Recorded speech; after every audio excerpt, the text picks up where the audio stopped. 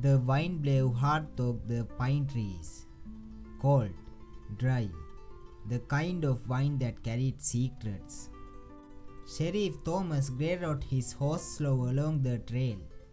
He wasn't in the rush. He rarely was anymore. He was 52, quiet, alone. His wife had died 10 years ago. No children, no family left, only his badge, and the land he'd sworn to protect. The mountains were silent today, too silent. He noticed smoke, just a thin line, rising through the trees. Not fresh smoke, old, like something had burned yesterday, and the woods still remembered. He followed the trail carefully. Then he saw it, a cabin. Oh, what used to be one. Now it was blackened wood and ash. Walls gone, roof fallen in. Only the stone chimney stood tall. Thomas stepped down from his horse. Boots crunched on burned leaves. The place looked empty. But something pulled him forward. Something strange. Inside what used to be the bedroom, he found it. A dress. White, clean, a wedding dress, hanging from a broken beam, untouched by fire. He stared at it, long and hard. It didn't make sense.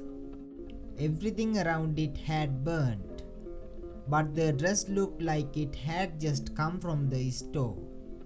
Then he saw the knot pinned to the dress. He pulled it off gently. The paper was yellowed, but not burned, written in soft, shaky handwriting. If I don't make it back, tell him I loved him. Thomas didn't move, didn't speak. Who was she? Who did she love? He turned around slowly, scanning the ruins, ash and smoke, but nobody. Whoever she wasn't here, dead or gone. He folded the note, slipped it in his coat pocket. Then he looked at the dress again. Something wasn't right. Thomas knew these mountains, and he knew one thing for sure. This was no ordinary fire, and this woman had something to say. He stepped outside, and just like that, the mystery began, and the sheriff was no longer alone. Sheriff Thomas stood outside the cabin ruins, his eyes on the dress, his mind full of questions. He pulled out the note again, read it slowly. If I don't make it back, tell him I loved him. He looked down the hill. In the distance, he saw a narrow trail leading into the woods. It was barely visible, almost like someone didn't want it to be found. Thomas followed it, step by step. The air was thick with pine needles and silence. No sounds of birds, no animals, just wind and old secrets. After a while, he reached an old fence. Behind it, a small graveyard. Wooden crosses, no names, just marks and stones. Only one grave had a name carved into it. June Marlowe. Thomas knelt down. He had heard that name before, years ago, when he was just a deputy. There was a girl who disappeared. Her name was June. Pretty, sweet, engaged to a boy from the next town over. She vanished 2 weeks before her wedding. They searched for her, never found her. The case was closed, left cold. But now, Her name was here, on a grave, near a burnt cabin. Thomas touched the old wood cross. "Is this you, June?" he whispered. He stood up. There was no date, no flowers, just dirt and time. He looked around. Something wasn't right. There were 3 other graves, but they were smaller, much smaller. Children. He rubbed the back of his neck. What had happened here? Thomas turned back toward the trail. It was time to ask questions. Time to stir up old stories. He rode into town that evening. Went straight to archives at the sheriff's office. He dug out the file marked Marlowe June, missing person, yellowed pages, old typewriter ink, a faded photo. June was young, maybe 22, brown hair, soft eyes, engaged to a man named Samuel Wyatt. But the report said she had last been seen near Cedar Lake. That was 10 miles from the burnt cabin. Thomas frowned. Something wasn't adding up. Why was she buried here? Who built the cabin?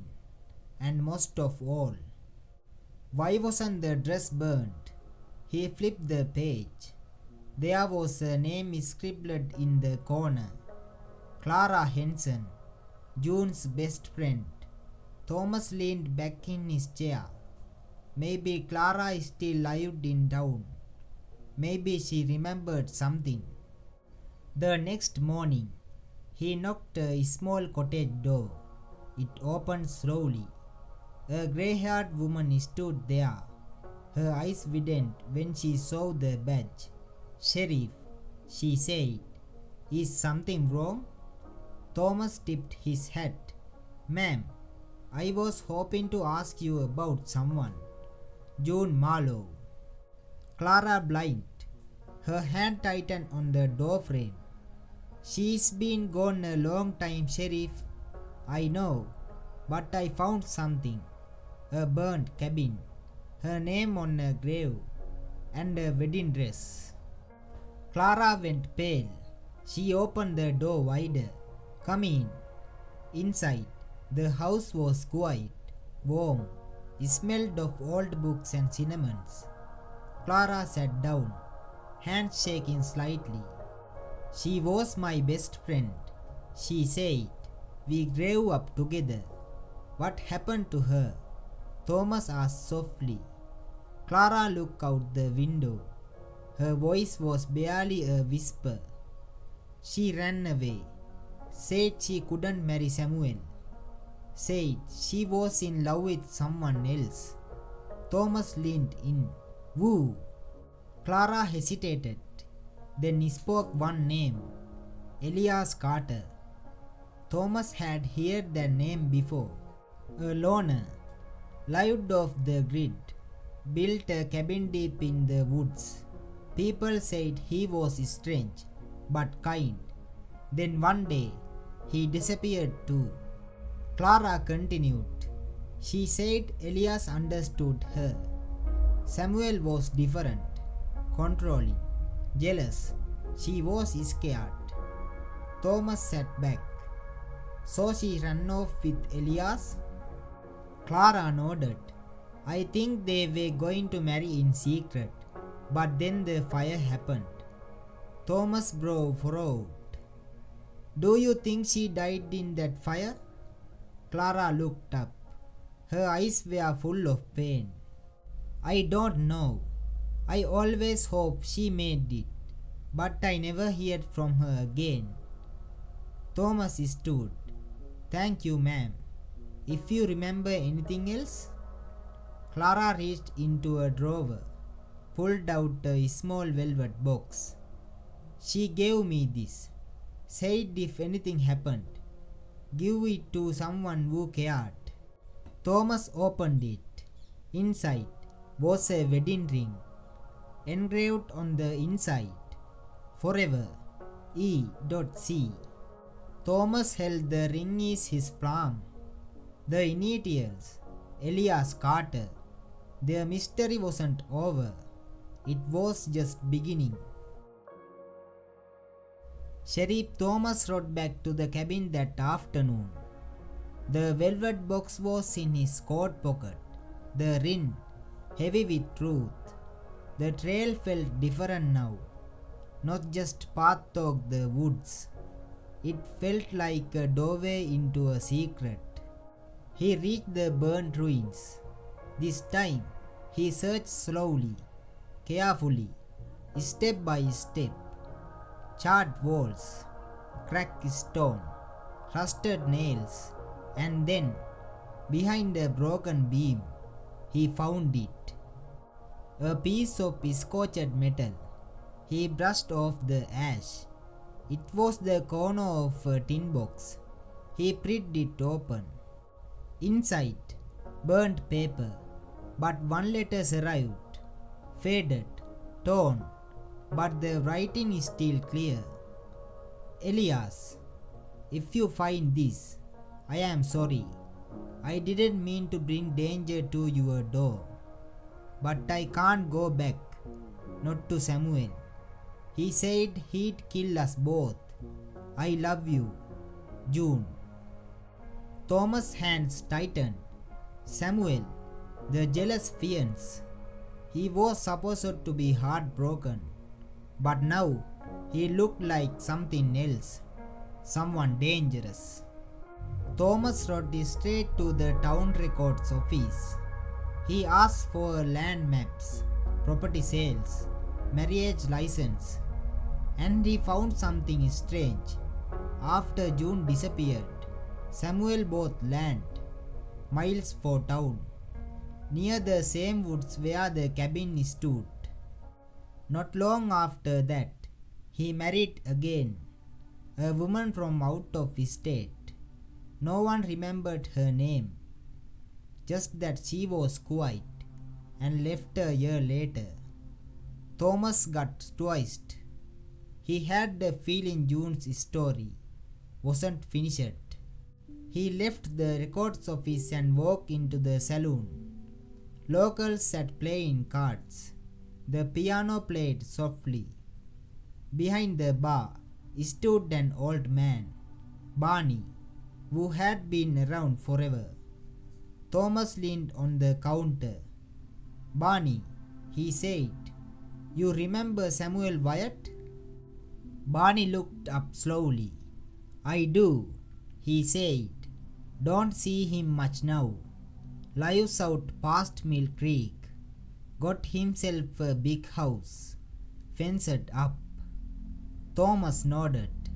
You ever hear about him and Elias Carter? Barney narrowed his eyes. That boy, quiet one, lived with books and birds. Good man. Then proof vanished.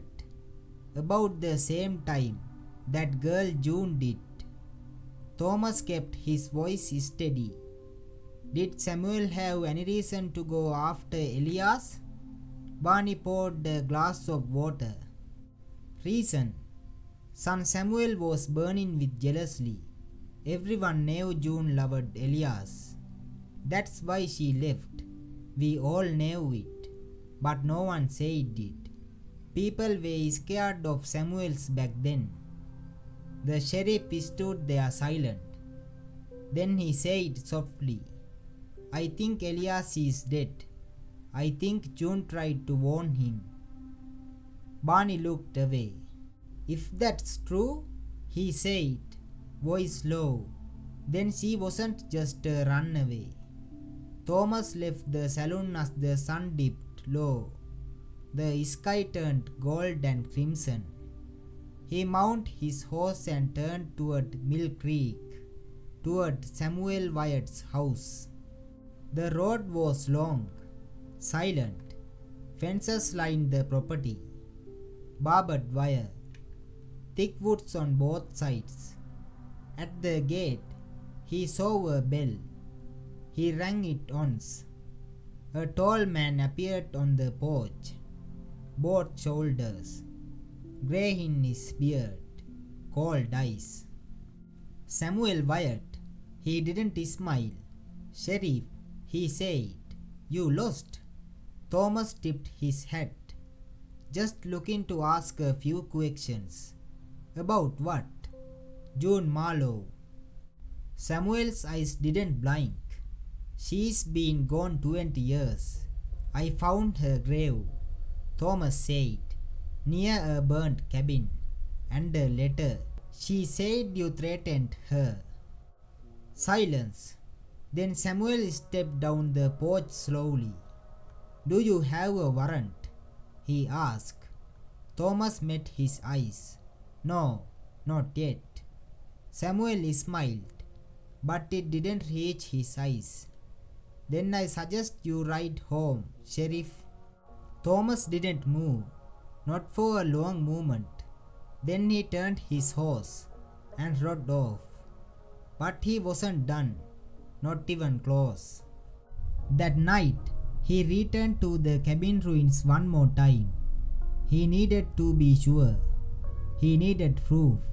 So he dug behind the cabin, near the graves, with the shovel, under moonlight.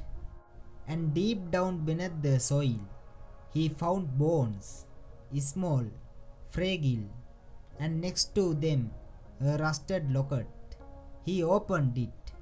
Inside, two photos, one of June, the other a baby. Thomas sank to his knees. June had a child, maybe more than one, and they were buried here, forgotten. This wasn't just a love story, it was a murder, and now he needed to prove it. The sheriff sat by the fire that night. The locket was in his hand. His mind was heavy.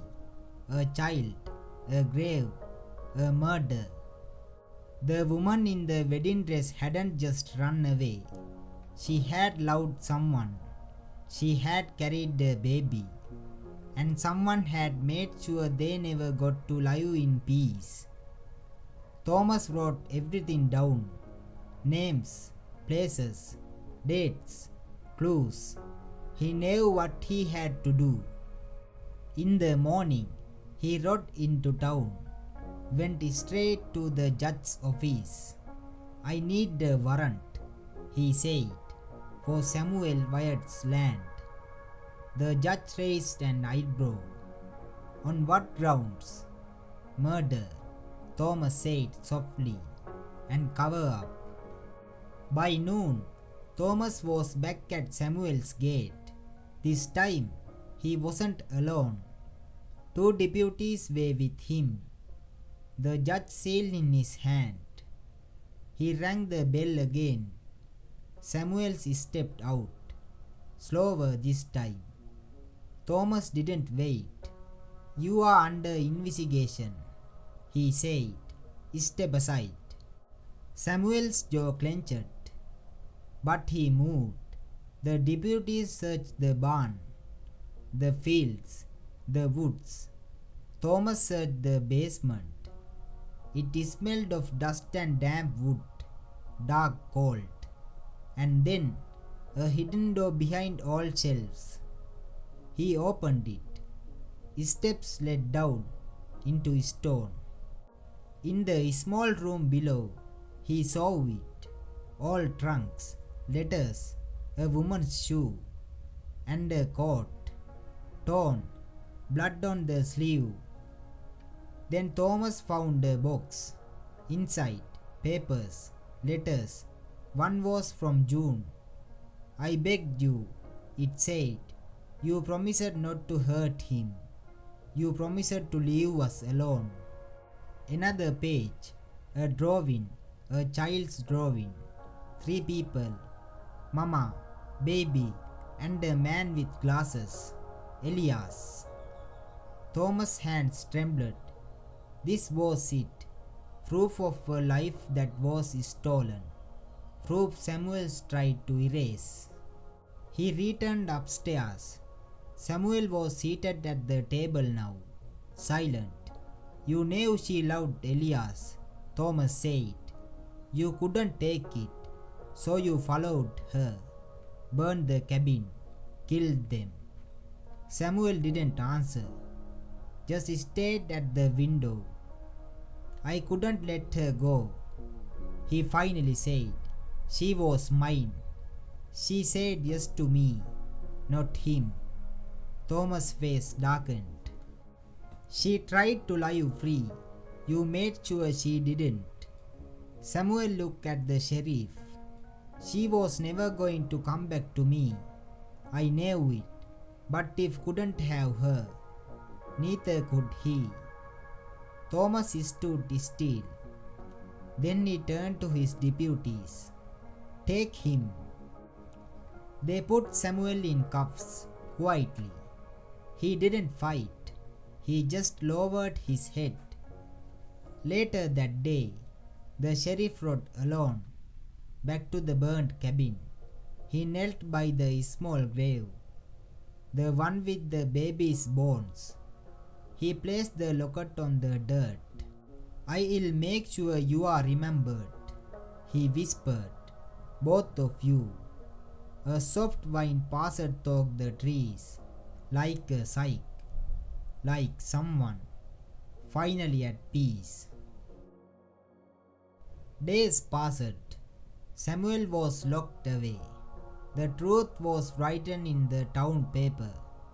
People whispered. Some tried.